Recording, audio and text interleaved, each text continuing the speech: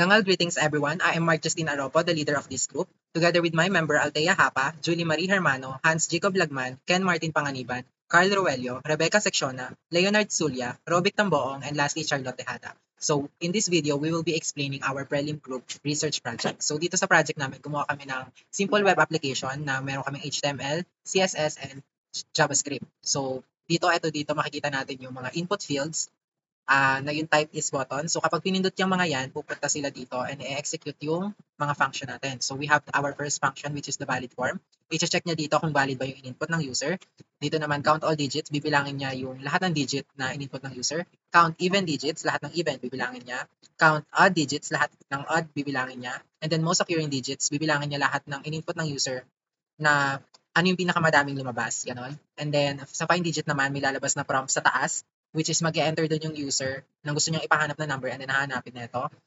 And then clear fields, i-clear niya lang yung fields. So for our next reporter, Charlotte Tejada, she will be explaining the HTML part of the code. So let's start with the HTML code or the HTML script. This creates a web page for a number analysis tool, and it also includes a form where users can input a number. And this number should be up to 12 digits, and this web page also performs different operations. And it includes buttons for actions like counting all even digits, counting all odd digits, find a digit, most occurring digit, count all digits, and lastly the clear button. This web page also includes the external files like CSS and the JavaScript, which handles the layout, the interaction of the web page. And let's talk about the key important parts of this code. Let's start with the onSubmit. The onSubmit attribute ensures the form is validated using the valid form syntax for the valid form function. And you can see it in this line of code. And next one is the input type text, wherein dito mag-i-input si user ng number na desired niya, which follows the 12-digit numbers. And next one is the input type text, wherein, and sa part na to, sa baba, ito yung mga input buttons or the buttons na nagko-call ng function for every operation. Ito yung mga line of codes na nagko-call ng function for every button. Just like here in this part, it calls the function for the button of count all even digits. And then for the next one, the count all odd digits, the find a digit, the most occurring digit, and count all digit, and lastly the clear button. And then lastly is yung script.js, which holds the function of the web page. Ito yung mga line of codes na nagko-call ng function for every button. Just like here in this part, it calls the function for the button of, ito yung line of code na nagli-link ng external JavaScript. Dito rin makikita yung functionality ng mga buttons na naka-display sa ating web page. Ito yung line of code na nagli-link ng external JavaScript. So that's all for this HTML code or the HTML script. Greetings, I'm Leonard Zulia and i-explain ko yung valid form. Dito sa function na to, function na valid form, gumawa ako ng let na ang pangalan ng number input is equals to document.getElementById. by ID. Then kinuha natin yung ID ng text field. Tapos nag-dot value tayo para makuha yung value ng text field na yun. Tapos gumamit tayo ng condition if else. Tapos sa if else na to, gumamit ako ng is none. Tapos sa loob nun, number input to check if kung yung user nag-input siya ng string or character, mag-alert to into the input must be number only. Then nag-else if naman tayo ulit para i-check kung yung input ay may laman or wala. Kung walang laman, mag-alert tayo na please input some numbers. Then else if ulit, tapos number.input.length, yung size ng ating number input, then greater than to 12. Ibig sabihin na to, kung yung in-input ng user ay greater than to 12, mag-alert tayo na number must not exceed to 12 digits. Then else if Ito naman yung kabaliktaran, gumawa kami ng number na which is hindi dapat tumanggap ng negative. Then, pag nag-type si user ng negative, mag-alert tayo ng negative inputs are not allowed.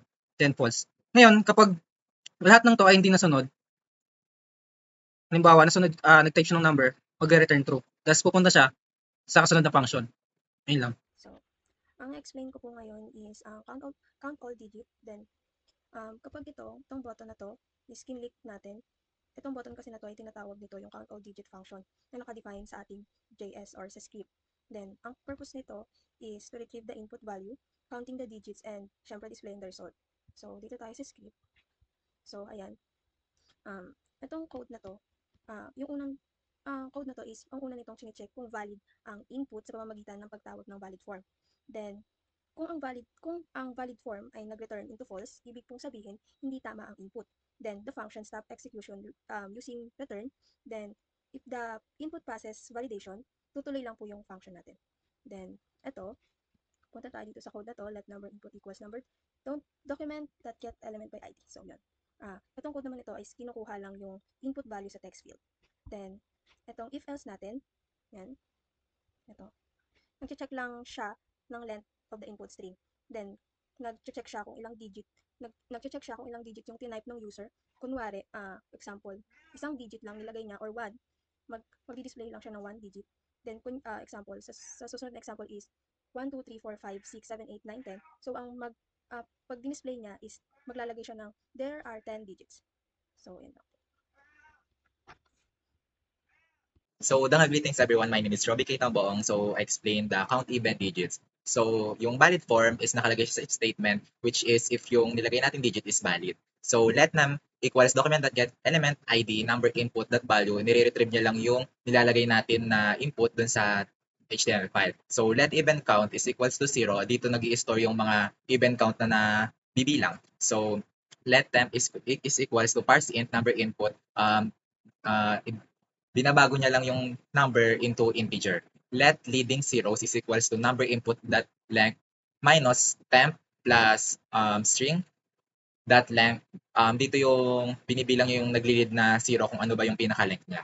So, while leading 0 is greater than 0, then even count, then leading zeros. While temp greater than zeros, let digit is equals to temp modulo 10. Ito yung nagbibilang ng mga last digits sa pinaka nilagay nating digits. Then if digit modulo 2 is equals to 0, even count plus plus, ito yung nagbibilang nung lahat ng pinaka-even digits sa atin. Then temp equals temp minus digit divided by 10. Ito yung nagtatanggal nung mga last digit dun sa ating nilagay na digit. Then mag-display na siya sa document.get element by ID dun sa pinaka-p output natin sa pinaka-inner HTML natin. So, ayun lang. Good day everyone, I am Althea Hapa and i-discuss ko ngayon yung JavaScript function ng count add digits. So dito po sa function ng count add digits po, hindi po siya magra-run kapag hindi po natin siya tinawag. And dito naman po sa if, chine-check na po kung valid po ba yung form. Kapag chine-check po ito sa pamamagitan po nitong is valid form. Kapag hindi po valid yung form, titigil po yung function. Dito naman po sa let number input po, dito po sa part na to, kinukuha po yung input sa HTML field sa ID na number input. Yung let add count equal 0 naman po, siya po yung bilang ng add digits. Let number equal parse int naman po, open and close parenthesis number input. Dito naman po yung kino-convert po yung input into integer gamit po yung parse int. And then dito naman po sa while loop, siya po yung loop para mag-iterate ng digits ng number hanggat hindi po nauubos. Let digit equal number modulo 12. Ito naman po yung para makuha po natin yung last digit. And then ito naman pong if, chine-check na po kung add po ba sa pamamagitan ng digit modulo 2 is not equal 0. So pag add po siya, madadagdagan po yung add count. Number equal parse int, open and close parenthesis number divide by 10. Ito naman po yung process po para sa next digit. Tinatanggal natin ang last digit sa pamamagitan ng paghahati sa 10 at pagkuha ng whole number. So, in this part naman po, sa last part naman po, dito na po yung dinidisplay na po natin yung result sa web page sa pamamagitan po ng inner HTML. So, for example po, meron po 5 add digits. So, lalabas po dun na there are 5 add digits. So, yun lang. So, functions ng most occurring digit. If valid form, dito, check lang kung valid ba yung in-enter ng user. Let number input, tsaka let number. Sa number input, kukuha lang natin yung in-enter ng user. And i-convert natin yung number input sa string into a number. Let max count, let temp number, tsaka let most frequent digits. Dito, magsiset lang tayo ng 3 variables. Max count, dito natin i-store yung highest number of times na nag-appear sa isang digit. Temp number equals number, ilalagay lang natin yung value ng number sa temp number para hindi mabago yung original number natin. Most frequent digit, dito naman ilalagay yung pinakamadaming beses na lumabas na digit. For let index, gumawa lang tayo ng loop dito na mag-check ng bawat digit mula 0 hanggang 9. Iisa-isahin lang natin kung ilang beses lumabas yung bawat digit sa number. Let temp, tsaka let count. Dito naman gagawa tayo ng temporary variable temp para hindi mabago yung number habang binibilang natin yung digit. Itong count naman, magsisilbi siya na 0 and madadagdagan to habang binibilang natin yung nasa loop. While temp, dito, gamitin natin yung loop, parang hihimahimay natin bawat digit ng number. Temp, percentage ng 10, kukunin natin yung last digit. Kung equal yon sa digit na titignan natin, madadagdagan yung count. Temp equals parse int, temp divided by 10, tatanggalin natin yung last digit para makuha yung susunod. For example, yung input ng 1, 2, 2, 3. And for this example, let's say hinahanap natin yung 2. 1, 2, 2, 3 modulus by 10 equals to 3. Hindi siya 2, kaya hindi siya madadagdagan. 1, 2, 2 modulo by 10, 10 equals to 2, kaya equals to 2, kaya mag-add siya ng count. Sa 12 modulus by 10, 10 equals to 2, kaya equals to 2, kaya mag-add ulit siya ng isa pang count. 1 modulus 10 equals to 1, hindi na siya mag-add. So, ang total count niya is 2 ay 2 times. If count, dito mag-check na natin kung yung digit na chinek natin kanina, kung yun ba yung may pinakamataas na bilang. Kung yung count natin kanina, mas mataas siya sa max count, papalitan natin yung max count ng value ng count. Kung pantay lang naman yung value nila, idadagdag lang natin yung sa listahan natin na may pinakamadaming beses na lumabas na digit. For example, 1, 1, 2, 2, 3, 3. Yung digit 1 appears to 2 times, 2 appears to 2 times, and 3 appears to 2 times rin. Yung result nun, 1, 2, 3 appearings to 2 times. Yung output na, ito na yung get element by ID. Ipiprint na lang yung ginawa natin para makuha na natin yung mismong result. Yun lang. Thank you. So, dito, check natin if may in-input ba si user or wala. So, kapag meron, papasok siya dito. Dito, kay let number input equals to document that get element by ID, number input dot value. So, dito kinukuha natin yung value na in-input ni user galing kay HTML. Then, i-store natin siya kay number input. So, dito i-ask natin si user na enter the digit to find. So, kapag ka naman si user is wala or string yung inilagay niya, so dito siya papasok. Okay, if digit to find is equals to null or digit to find is equals to string or empty string, mag-show ng message na you must enter a digit to search for. So, kapag naman may in-input si user, so dito i-initialize natin, let count is equals to 0. So, dito, si count is magsisimula siyang magbilang from 0. Then dito, si let number is equals to parse int number input and let digit is equals to parse int digit to find. Itong dalawang to, kino-convert natin si number input at si digit to find to an integer. Then, yung number input and digit to find is i-store natin yung value nila kay number and digit. So, etong loop na to, ito yung mag-determine ng kung ilan yung in-input na number. So number greater than to 0, pag nag-true, let last digit is equals to number modulo 10. So, kukunin natin, i-store natin yung number modulo 10. Yung answer nito is i-store natin kay last digit. So, if last digit is equals to digit, pagka si last digit and digit is equal, si count is mag-increment by 1. Then, number is equals to parse integer, number divided by 10. So, si last digit is i-remove natin para ma-count natin yung ilan pa yung natitira na kailangan natin i-check. So, dito kapag so, babalik siya ulit dito. Kapag nag-true yung condition, i-execute to. Then, kapag nag-false yung condition, is pupunta na siya kay if count is greater than 0. Tapos, dito, i-display na natin yung kung ano yung hinahanap ni user na digit. So, the digit to find appears count times. So, ito, automatic na nagdadagdag ng S kapag more than 1 yung nahanap natin, more than 1 na yung hinahanap ni user na number. So, kapag naman less than 1 or isa lang, ito walang S yung lalabas. Kapag wala naman yung hinahanap ni user is dito, dito naman papasok si else. So, the digit is not present in the number. General greetings, I am Shoshana Rebecca, and I will be discussing the clear fields, and also I will show you a little sample output of the valid form. So for this code, it defines a function named clear fields, and that can be called when needed. For this code, it finds the input box with the ID number input and removes whatever is typed in it. For this code, it finds the text area with the ID p output and change the text to a default message. Like the output will show right here, like this. So for example, if user enters a number in a form and want to reset it, they can click a clear button, which we'll call this function. And for the valid form, this else if when user input a negative number, it will pop a alert. Negative inputs are not allowed.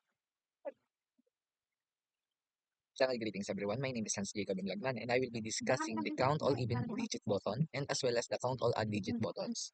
So when we try to enter a code, for example, let's go with 0, 1, 2, 3, 4, 5, 6, 7, 8. Let's say 1, 2, 3, 4, 5, 6, 7, 8. And we click the count all even digit button. It says that there are 4 even digits in our input. And when we click the add, it says that there are 4 odd digits. And let's say for an example, we go with 4, 4, 4, 5, 5, 7, 8. When we count the all even digits, there are 4 even digits as well as there are 3 odd digits. That is because when we go to the code, we can see that the function count even digits has a first valid checker, next the declaration, next is the loop which we go by if it is divisible by 2 or not. Next, it returns to us our output. So which is duplicated in the count odd digits. But in this function, we go with not equal. So when we go to the website, we can see our checker 1, 1, 1, 1, 1. There are 0 even digits as well as there are 7 odd digits for the output. That will be all for the count even digits as well as the count all odds. I'm Mark Justin Aropo and I will be explaining some sample outputs dito sa find a digit, most occurring digit, count all digits. So for example, ayan, kapag naghanap tayo ng digit, may lalabas na prompt and doon natin i-enter yung digit na gusto nating hanapin. For example, naghanap tayo ng 0. Kapag naghanap tayo ng 0, it appears 1 time kasi isang beses lang siyang lumabas doon sa input natin. Kapag naghanap tayo ng 1, it appears 3 times kasi true. 3 beses natin nilagay yung 1. And then naghanap pa tayo ng, let's say, 3. Ayan, it appears 1 time. So kapag most occurring digit naman, same input, 1 appears 3 times kasi 3 beses siyang lumabas. Another sample output, let's say 3, 3, 3, 3, 5, 5, 5. Ayan, most occurring digit natin is 3 and 5 appearing 4 times kasi 4 na beses yung dalawang number na to na in-input natin. Pareha sila na 4 na beses kaya lumabas siya dito na yung 3 and 5 it appears 4 times. So count all digit naman, we have 12 digits. Hindi na tayo nakaka-enter kasi ang maximum lang na input is dapat 12 lang palagi, di ba? So let's say bilang tayo 1, 2, 3, 4, 5, 5 lang, count all digits, tama, 5 digits. Dagdagan pa natin. Ayan, 9, tama. So that's all.